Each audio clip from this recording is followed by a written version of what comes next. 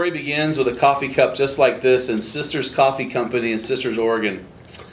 After working with teenagers for 27 years, I knew God was doing something in my heart. I could feel a shift in the wind, and I took the week off. I went to Eastern Oregon, helped a friend do a guided elk hunt, spent the time in prayer and reflection and just really thinking about the last quarter century of my life of working with students and what the second half of my life would look like.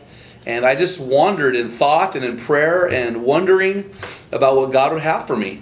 And my wanderings led me to Sisters, Oregon, where I spent 3 days in a coffee shop just reflecting on God's plan for my life and trying to figure out what was going on and just sipping coffee and just hanging out. And at one point I looked at my coffee cup. This is actually the cup. And I looked at a quote, and there was a quote on this coffee cup. And it was from a guy who lived and wrote around 185 AD, a guy named Saint Irenaeus. And on this cup was the quote, "The glory of God is man fully alive." And as I looked at that verse, I realized I hadn't been alive. I'd been in a rut.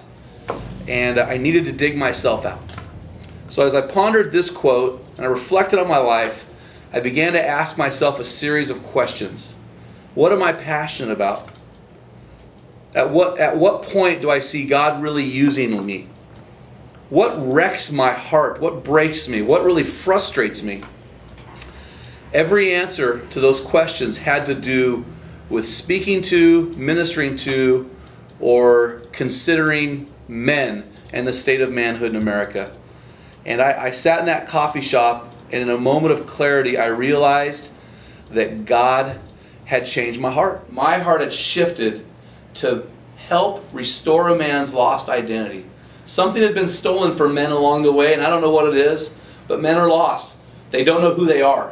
And I realized that I needed to help fix that with a nation of men who desperately need our help to dig them out of a hole.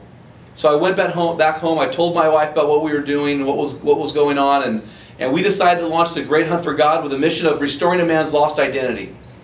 And a year later, we are on our own, and we are trying to impact a nation of men, and we are so excited about the journey that God has us on, and we're so excited about your potential journey with us.